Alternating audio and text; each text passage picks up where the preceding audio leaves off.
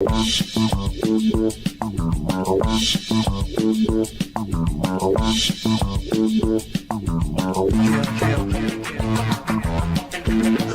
welcome to Inside the Moms Club, where being a mom is the coolest place to be. Here in the Moms Club, we believe that what embarrasses you now will make a great story later. And let's face it, you don't laugh sometimes, you're going to cry. Join us in having a good laugh together. I'm Monica Samuels. You are now inside the Moms Club, your private destination for all things mom.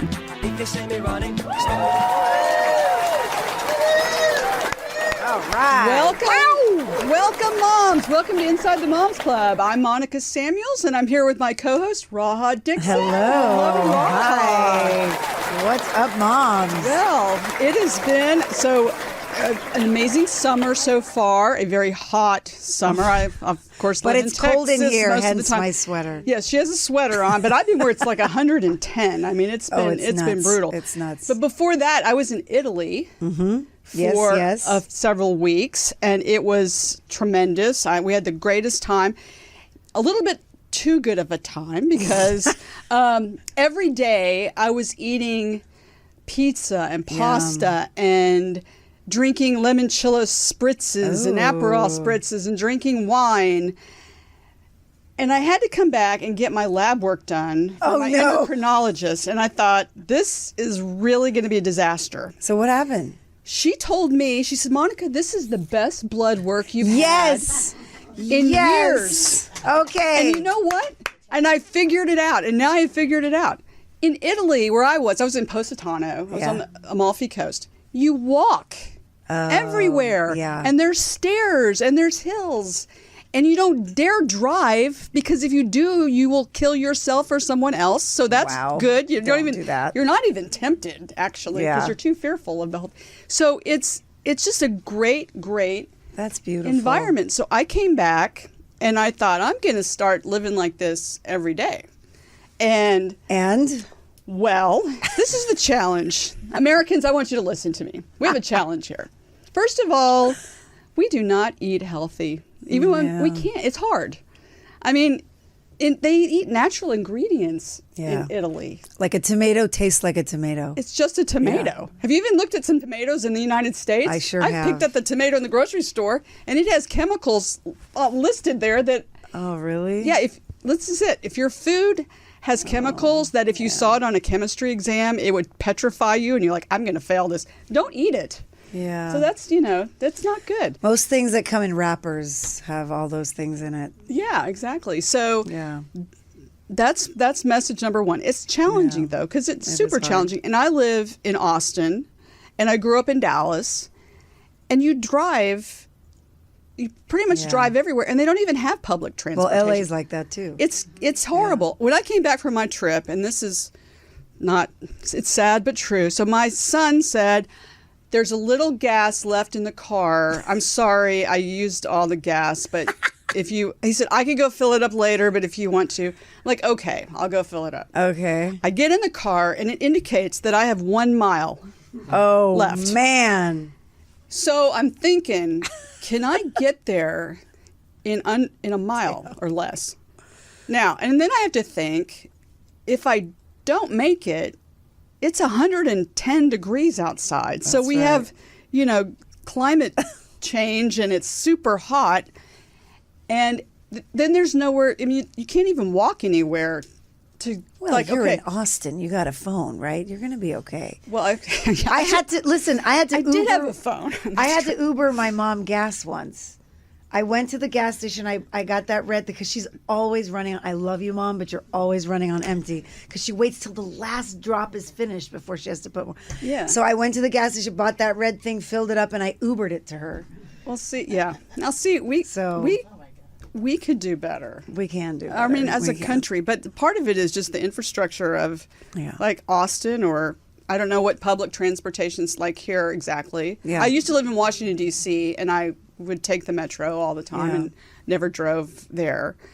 But in Austin, good luck. I mean, even the bus isn't, it's just a very small little area. If you can stay within that space, which some people do, but the whole city can't. So have you remained active like you were in Italy? I'm just okay. curious. Well, here's what I had to do this is the best I can do, people. It's not fair.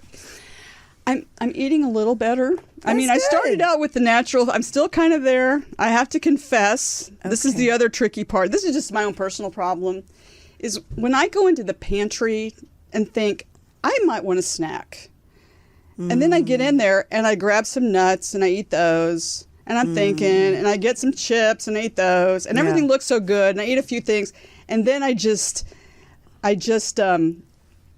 eat a lot, and then I decide I'm not really hungry anymore and I don't need a snack. But see, I've still snacked and I've still eaten those terrible things. So I'm still trying to get past that and eat more natural things. And then for me, I have started walking up the one hill in my neighborhood up and down. Nice. Okay. Listen, that's something. That's just great. for exercise, but it is a little boring to go up and down the same hill all the time. It's not Positano. So I do miss that terribly.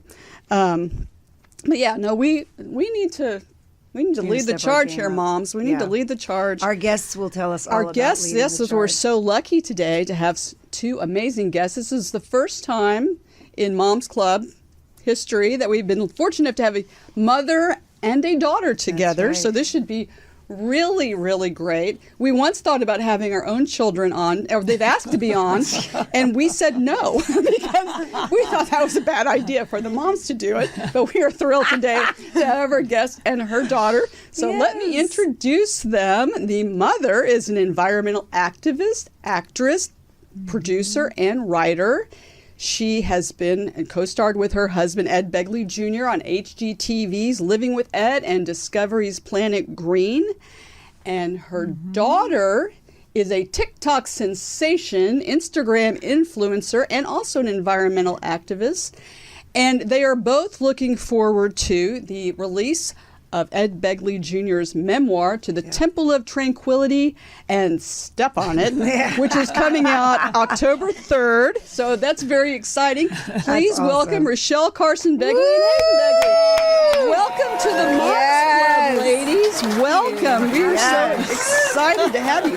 So I want to let's start with the exciting news of the memoir, because there's a lot of good questions to ask when a relative writes a memoir. Yes. So first of all, did he confer with each of you about what was going to be in it? Did he have you read, like, I would like you to read this? Or did he quietly just write it and then you had to go look? I'm on page 57, aren't I, Mom? No, I'm on page 2. What was the process like? It's actually funny. The way it all started with my dad writing this memoir is I came to him and I said, Dad, you have some of the best stories I've ever heard, and I want to document them. And so what I started doing is I started recording his stories. I was like, give me the earliest stories you have up until, grade school, high school, college. And I started recording them on my phone. And eventually, I got busy with work and I wasn't doing it as frequently, and he started remembering certain stories and wanted to write them down, and suddenly he had a first chapter. That's crazy. And he's like, I've got it from here. I think I'm going to write a memoir. Well, wasn't he just writing notes because they were Hachette, or maybe no, it wasn't Hachette yet. Someone had come to him and said, we think is a good idea, and they were going to get him a ghostwriter, and so he was assembling notes. That was like a year before they said you would benefit from doing a memoir. I think people would be very interested. And he was sort of like, memoir writing takes a lot of time. I'm 70 years old plus. And so, but yeah, this whole experience, he was in his room for like 3 weeks straight, just writing. 3 I've months. heard that's what it takes. 3 months. 3 months. Yeah. It was fine by me, though. Yeah. I know where you are. I know what you're doing. Okay, good. I can go. Yeah. But yeah, that's how it started. And then I've read a couple different drafts and versions of it, and it's gotten better every time. And I can't be prouder of him. I think it's amazing. That's great. That's great. Because you always wonder, would you ever, well, for example, back in the day, there was Olivia de Havilland and Joan Fontaine, and they did not get along. So I can only imagine, you wouldn't want to see, if you were Olivia de Havilland, you wouldn't want to see Joan's memoir would come out. So sometimes you'd have to think, so this is all positive and great, so you feel really good. Like, you don't even disagree with some of the stories. Like, Dad, are you sure that happened that way? No, Or you don't know Ed. Wonderful thing about my father, many things that are wonderful about my dad, but I would argue, and I'm probably not biased, so I don't know if I'm right, but I would argue he's the most beloved person in Hollywood because he has never really had qualms with anyone. Except me. Isn't that interesting? It's really interesting. I'm the only Fueled one. by passion. Just wait for my memoir. That speaks volumes because Hollywood is not always a friendly place. Oh, totally. Even people who, I come to, like if I see somebody who gets canceled or something and like for being mean on set, I'll come to him and I'll be like, hey, so what were they like? I know you know them. And he was like, always a nice guy to me, always very respectful. Everyone's nice to Ed. Everyone loves Ed. Okay. He's kind of like, you're getting into a puppy dog. Like, he's a puppy. He's nothing but love. And, Yeah, and he's, type A you are and fun to live Daddy's with. little girl. Exactly. I love Exactly. that. I love that. Well, yeah, and I saw your TikTok video of going to the Oscars on the bus, which was so good. amazing. That's so good. Yes. And it Clap for and it that. looked fun, It was really especially fun. when you got your shoes at the end. You got your Thank you. Yes. No, it was really fun. Like you said, we have a public transit system here that needs some love, definitely in Los Angeles and in the United States as a whole.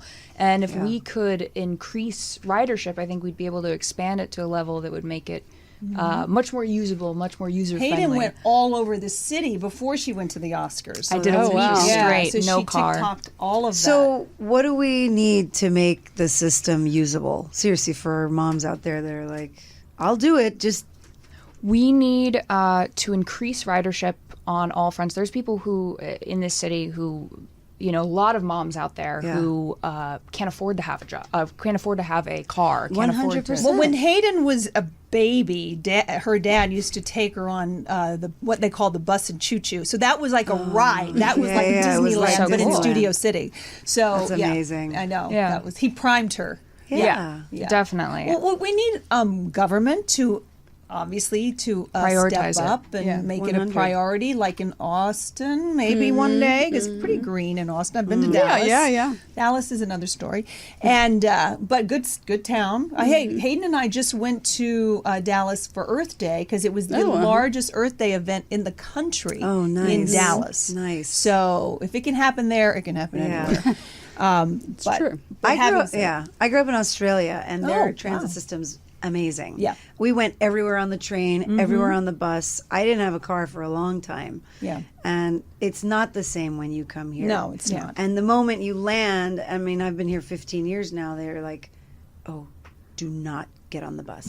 Yeah. Well, right. And why? Why is there such a stigma attached to it? I think it's twofold. One, we have it was a campaign that was directed in the 1940s. We used to have, actually, in Los Angeles, the largest public transit system in the world. It was the red car system. Wow. And it was used by people of all different types of incomes and tax brackets. Interesting. And General Motors and Ford came in and they said, we want to sell more cars, so we want to put our starlets and our movie stars in cars to make LA a car city. And so it has this very glamorized, individualistic idea behind it that then killed off one of our best assets here, which was the red car system. Which is out in the Santa Monica Bay, a lot of those cars. Yeah, they crushed them up and put them in the bay. No. Yeah, and it's it's quite sad because my I think gosh. that if we can, there's many great things about LA culture and American culture as a whole. Sure. The individualistic idea of public transportation and transportation in general, I think that's what we need to shift away from, is see that like.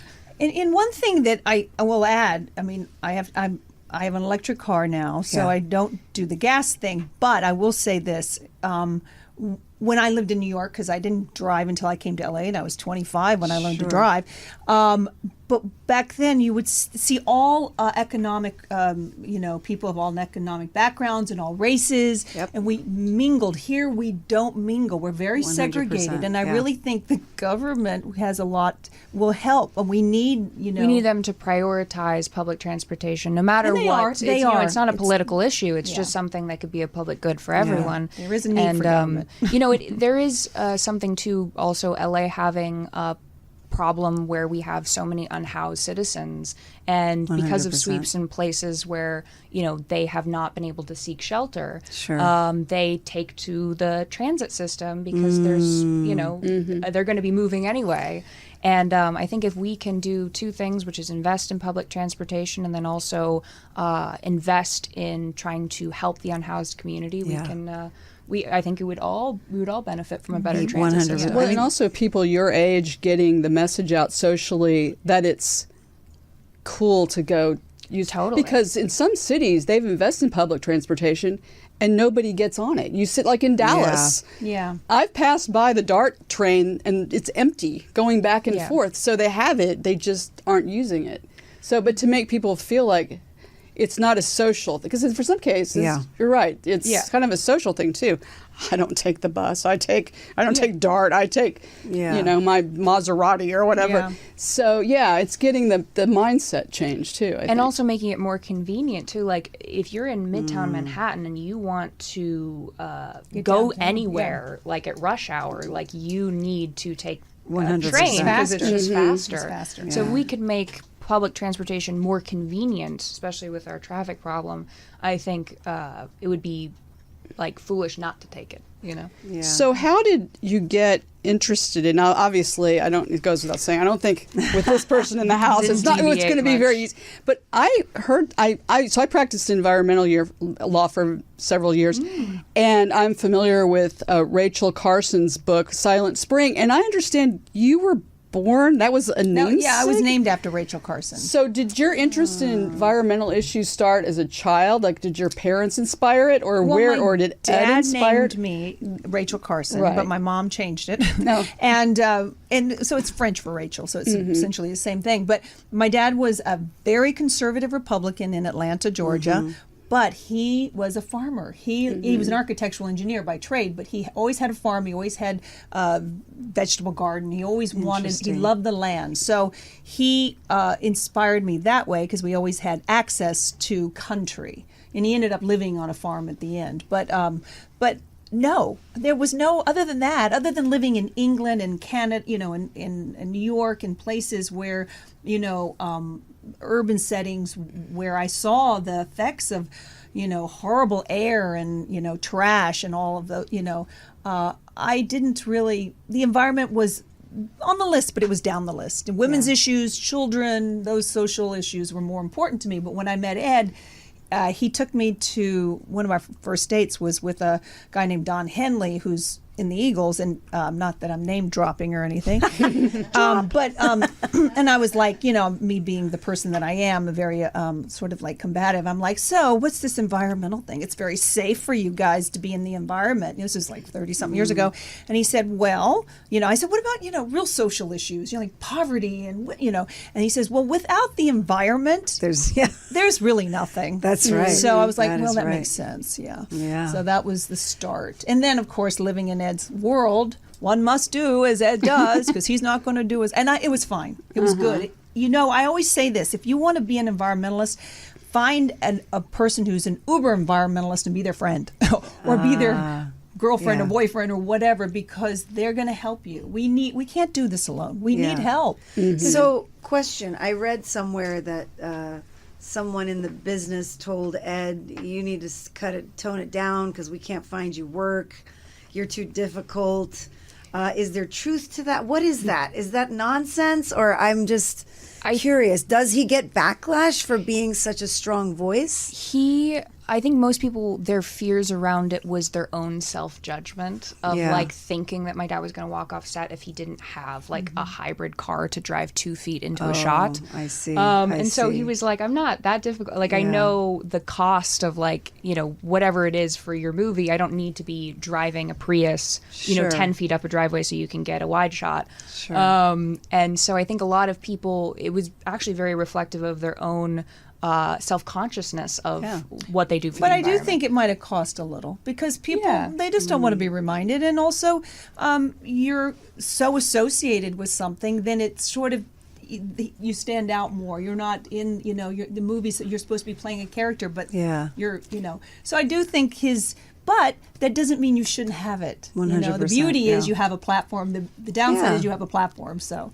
and I think my dad is, and it surprises a lot of people about him, is that although he's so committed to his cause and he, you know, is probably has one of the strongest moral integrities of anyone I know, he is the most non-judgmental when it comes to these kinds of things. except with me. Well, No, he loves you. I interviewed him on the carpet. He adores you. Did he say that, really? Truly, yes. love warps the mind. Yeah. No, hence why we had a show. I mean, obviously, got to have conflict.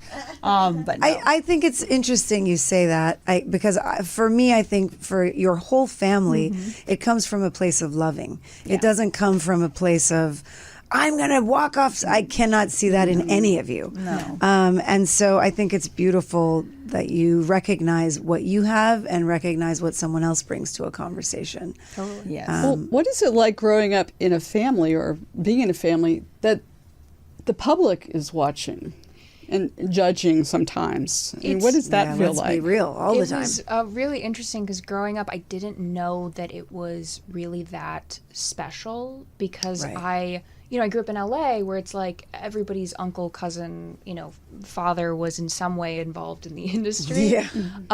And, you know, I had, I knew that I would come home to a reality show, but the kids at school were like, and, you know, we're gonna, you know, hang out with Lily Rose Depp. Like, that's, you know what I mean? Like, who cares? And because we also lived in such a way where I grew up in like a 2-bedroom, like little cottage in Studio City, I didn't understand that we had any sort of currency in that. You know what I mean? I thought we live so simply. We grow our own food. We take the bus. There was a point when I realized we were even financially stable as a child where I was like, wait, financially stable? Is anyone financially stable? My dad bought all of his clothes at Costco. I was like, all right, I guess we got to like, I love that. Thank you for sharing that. See, all of us whose parents shopped at Costco for clothes. And I think it made me a better person because of that. I'm glad I always say I grew up in the best circumstances possible for a kid in my situation where I had, you know, the intense privilege of growing up so close to the industry and with so much, you know, social privilege, financial privilege, but I also didn't know it, you know. And my mom and my dad raised me in such a way that they prioritized the things that were actually important, like being kind to people and, you know. This is being recorded, right? Mom, you do not give yourself enough credit, honestly. Yeah. That's I love it. magic. You've done an amazing job. She seems like a and she's the same age as my youngest son, who's also this is recorded. He's an amazing person. But it's challenging sometimes at your age when you're the mom because you don't know when to let go. Like I'm reminded occasionally that he is an adult, and yet other times I need to help him.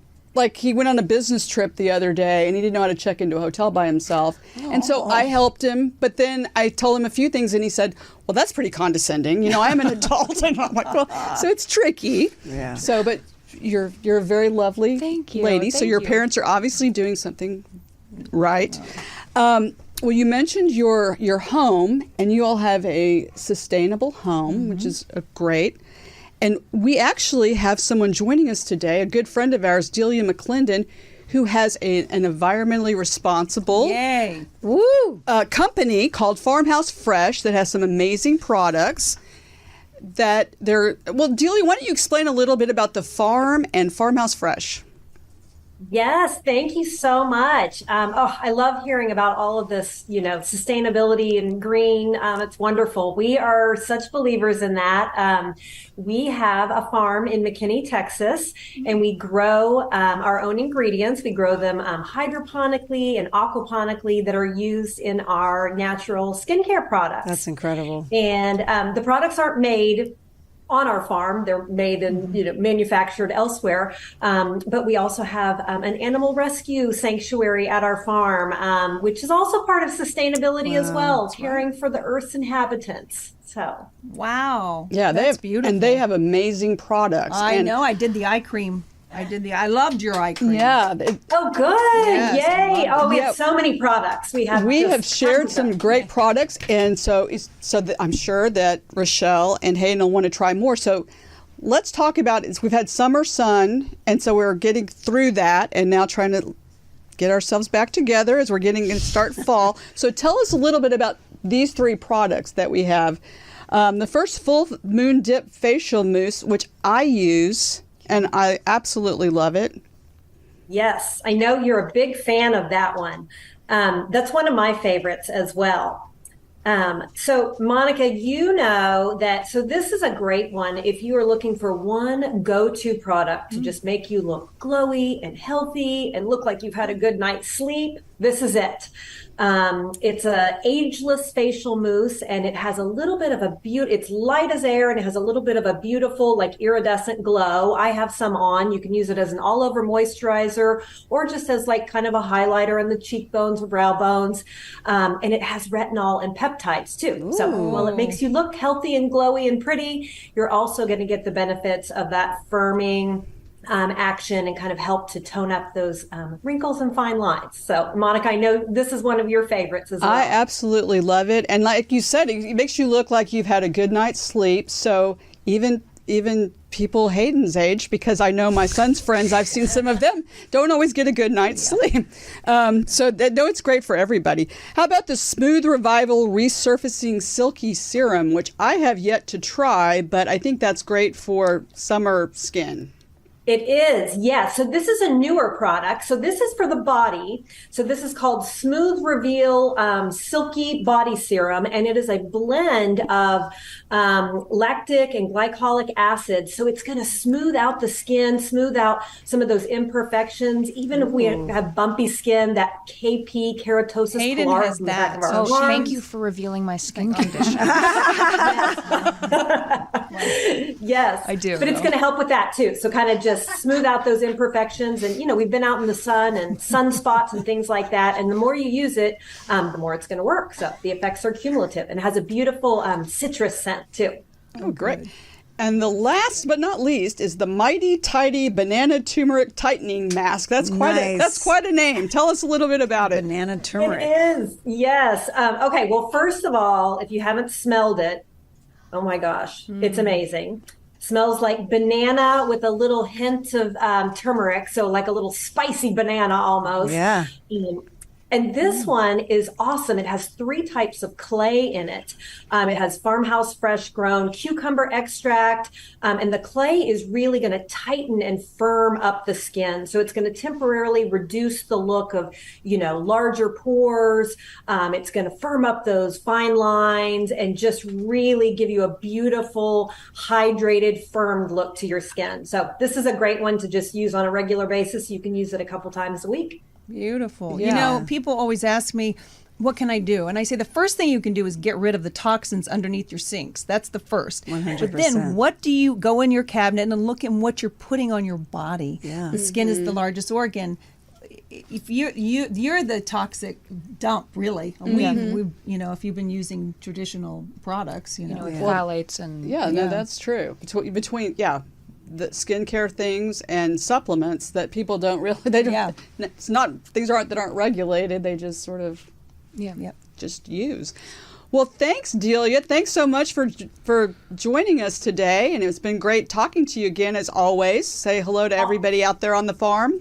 You sure will. Always great to be here in the Moms Club. Thanks for joining us. Mom and Thank daughter you, club. Delia. Stay cool. Right. Yeah. We'll catch you next time. Well, we have some Zoomer moms who I'm sure have a lot of questions for Yes. you. So welcome, Zoomer moms. Welcome to the Moms Club.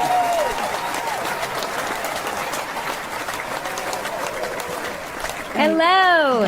Hello, Zoomer moms. Well, let me start with Laura. Laura, why don't you introduce yourself, and do you have a question for Rachelle and Hayden? Of course I do. My name is Laura Peterson. I'm a mama to a 9-year-old little boy. I'm also a model and actress and a New York City dweller. So I have to say, the train and the subway are, I mean, not only is it a fun thing for us, but it's like, I can't live without it. And, I love what you were saying about public transportation. And I find it to be a joyful experience just to be out there in the world and get out of self. And I like what you guys are doing. What I wanted to ask you, and this is both Mama and Hayden, is being in the industry. And obviously your family is just full of grace and humility, and there's a lot of love there. And for me as a mom to a son who, even when my belly was as big as it was, I was working with him in my belly. I think the day he was born, we booked a job together the very next day, which was just wild. And for a couple years there, I really just enjoyed that. And I let go of my own aspirations in my career and really focused on working with him. And as he got older, he would start booking jobs that I wouldn't. And I was just like, what's going on here? But as I got older, it became more and more apparent to me it was a little bit hard to stick to my, who I wanted to be as a mother, who I wanted to represent, I wanted the world to see me, and how I wanted my son to grow inside and outside of the industry. And I would love to hear a little bit from Hayden and how, maybe some of the things that her parents did for her that made her feel just really loved and accepted in this world, and as well as just sort of maybe some of the don'ts as a mama in this industry. Thank you so much.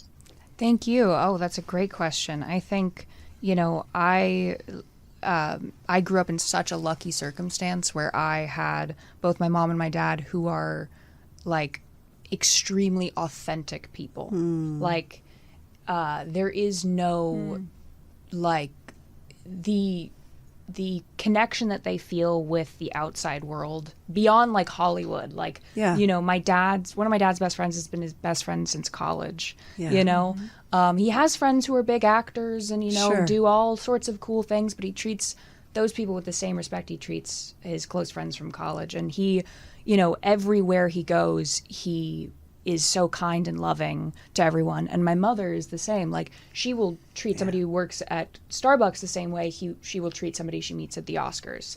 And, I wish that wasn't so rare. Yeah.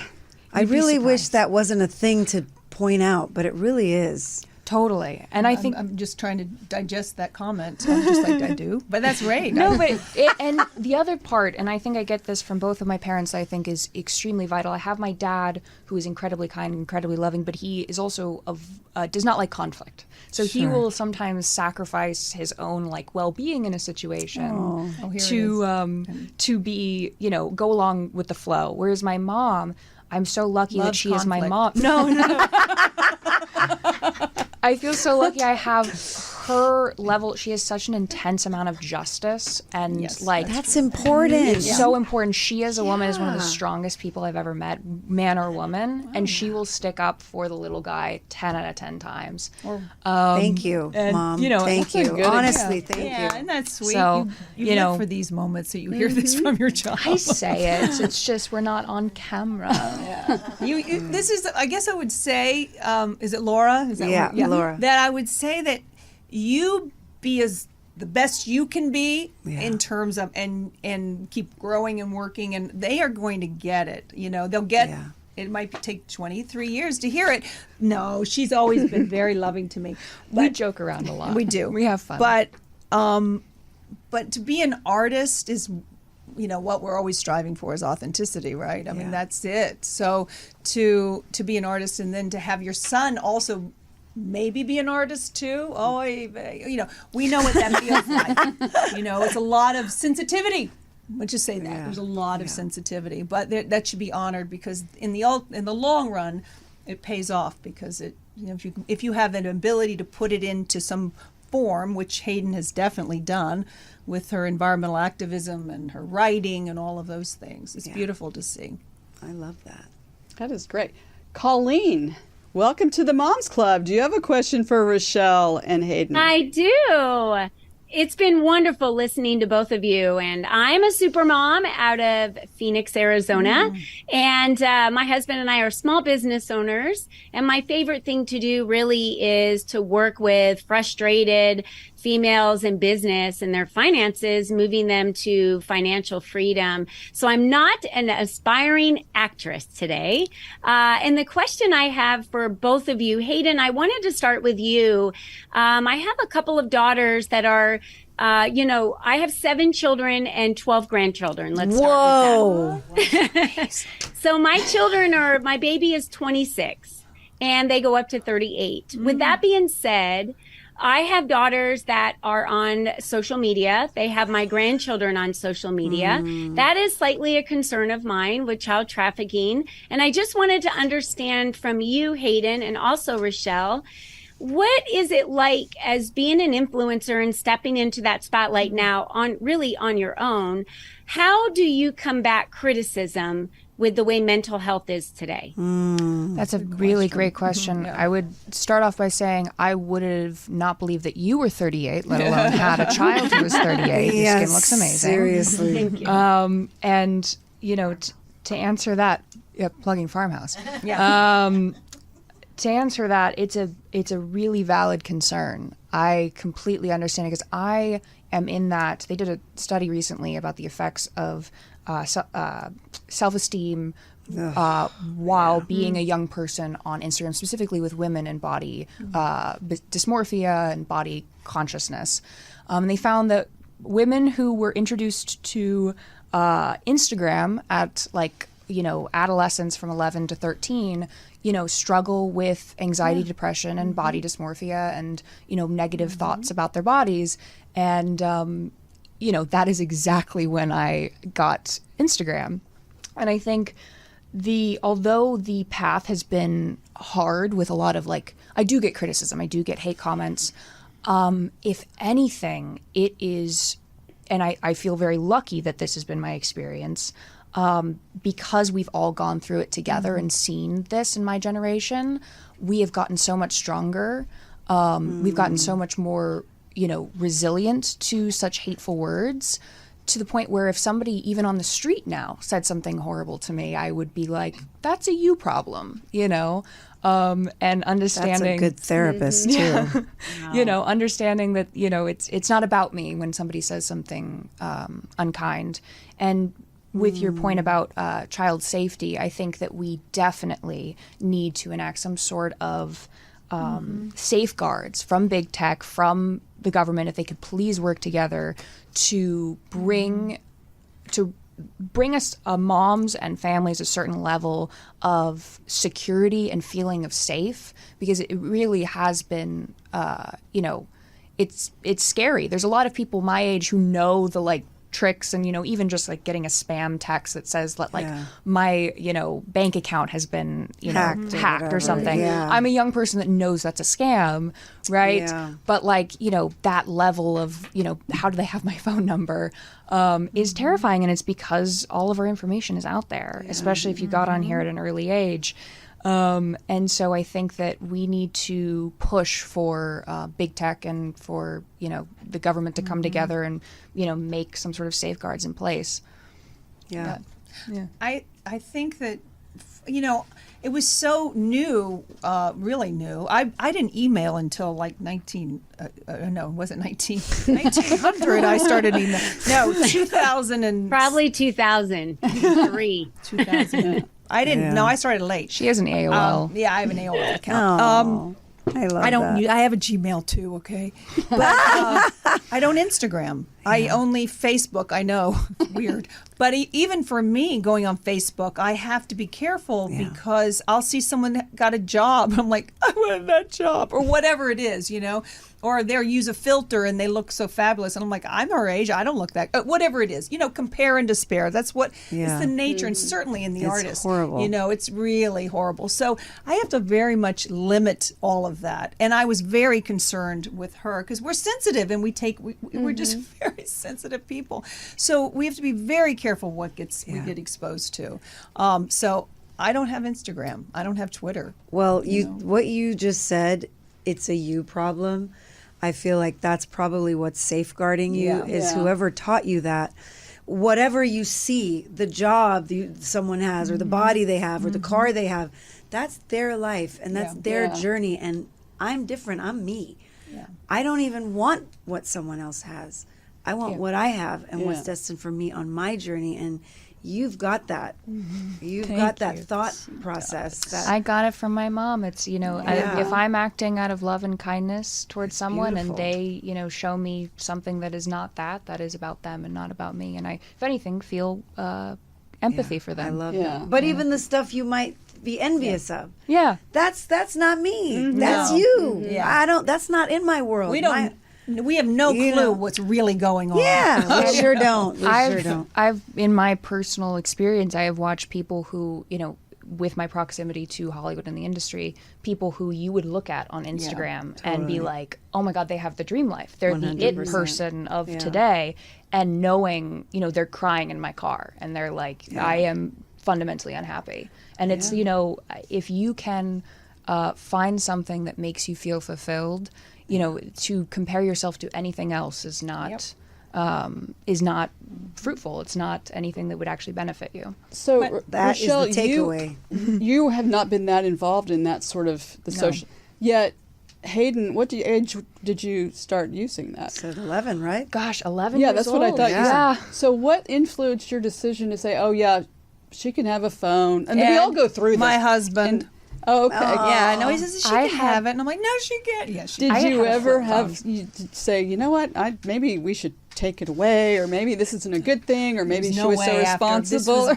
I had a flip phone until I was like 11, and then I got my first iPhone 3GS. I remember that it was the year that it dropped, and I was like, I have an iPhone 3GS. And luckily, I was such a little nerd of a kid that I didn't do anything really it was like me posting Instagram photos of a flower I saw and But that's what Instagram was. It wasn't this so what good. it is today. And for the parents, it was a lot of social pressure too. That all their friends have it, and now they don't have it. Or my son argued it was a safety thing, and then what is everything he's doing does not feel like it's involving safety. But I guess that's the backstop that you have that. So it's a challenge that all parents have, and the kids.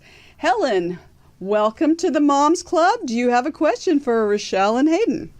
I do. Thanks, Monica. Hi, Rachelle. Hi, Hayden. So as a mom of a 11, almost 12-year-old daughter, I'd love some advice for navigating the next few years. What's your best tips for me from both of your perspectives of get a therapist that maybe I'm not maybe I'm not thinking about. And we did get our daughter an iPhone when she finished her just now 6th grade year, going into 7th grade, but she has no social media at all. It's friend group chats and no TikTok, none of that. So I will start with that disclaimer. Well, I think that's very smart. And as long as it's do it as long as you can, but hold on to your hat, because this is a very tricky time. 11, right, honey? Oh, it's the worst time you'll ever experience is 11 to 13. I mean, it was the worst time for me in terms of the onset of extremely intense emotions with very little coping skills. Yeah. And, I think that if you are able to show her the level of self-confidence and strength and knowing that I have been through this and I know everybody goes through this, and so what you're feeling is not unusual and doesn't make you different. It doesn't make you something's wrong with you. You know what I mean? Then I think that's what really helped me with my mom, is every time I would come to her crying and be like, this is the most that anyone's ever felt in the whole universe. She's like, and everybody feels it.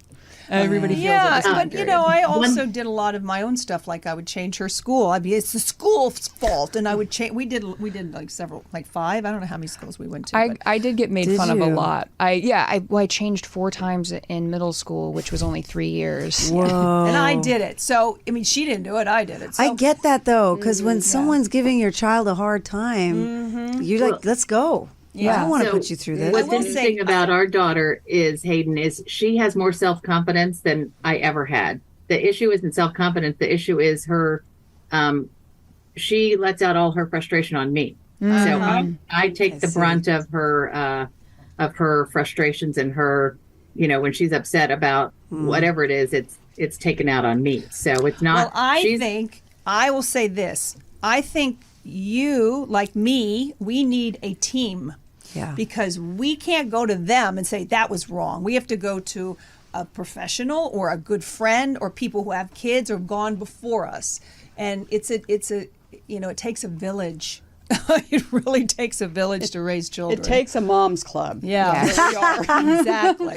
And That's I right. would also say that she will one day, whatever it is that she says to you, and it can be very hurtful, and I could imagine, she will one day realize how hard you worked for her and how much you sacrificed and how kind you were to her during this, difficult time. And Well, I'm not always kind, but I'm trying to, rather than react, try to step back. That's So, right. yeah, and that will Thank be you. yeah. Yep. That's beautiful.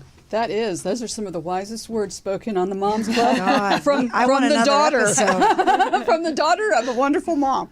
Well, tell us really quickly, Hayden, where can we find you on social media? Because I know that's where we can find you right now. Lucky I got all of the same handles. It's Hayden Begley across Twitter, Instagram, TikTok, and Threads. Threads, the new Twitter, apparently. Oh my God. No. Another one? Another Every one. day it's Yeah. something Because different. that's what we needed. Yeah. And Rachelle, what are your current projects and where can we find you? I know as we sit here today, there's a strike with, I think most can't everybody even here is on talk strike. about 'em. It But so what are sucks. your what do you have going right now, or what do you have Well, planned? I'm going trying to do other platforms, because we can't do that. We can't talk about it. We can't promote it. So looking outside the box and trying to find, because I have other interests. The environment is a big one. We have yes, she just reminded me. We have a business, and we have right. Begley's Earth Friendly. We Earth changed, Responsible We changed the name. products. Okay. Earth Responsible Products. So that is a big focus for us. Yeah. The book right now, the products, something else. This is the thing. This is, if you've got an issue over here that's really bugging you and you're powerless over, focus on something you can Something do. else, yeah, and that's this is right. where we're at. No, that's And great. What are the products? We have a very successful, actually, pet line. We have a Non-toxic. multi-house line of different cleaners and things that are Oh great my as well. gosh. In Texas. But it's actually very big in Texas. Our don't- pet cleaner. It's a waterless pet shampoo. Well, I'm sure it is, because you know what? I have 2 pets, and my son brought me his dog, and I have 3. So there's a lot of pets in Texas. So yes, that sounds amazing. And you non-toxic. can find a link to buy my dad's book and also all of our cleaning products in my link tree, which is my bio on every social media app. Okay, so. great. See, this is the beauty of having a daughter. They just know these things. I don't know what she just said. That's right. It's a link in my bio. That is great. Yes, and check out the book beautiful. on October 3rd, and I guess you can order it early on pre-order's Amazon available. right now. That's You right. can go ahead and pick up your copy. And we'd like to thank our sponsor, Farmhouse Fresh. They're the award-winning natural skincare brand that delivers a radiant glow to your complexion through their powerful botanical extracts that they grow naturally on their Texas farm. You can find them at farmhousefreshgoods.com, and if you put the code MOMSCLUB in at checkout, you get $10 off your order of $50 or more, so you don't want to miss that. Well, we can't believe that our time is already come to an end. Thank you, So Rachelle and fast. Hayden, and thank you to all Thank you you, Zoomer guys. moms out there. This has been amazing. We know that your me time is precious and valuable. Thank you, moms, for spending it with us. And what is our motto here, Raha? If you don't laugh sometimes, You're gonna cry. So moms, keep laughing. That's and right. we'll see you next time inside the Moms Club. Yes, we will.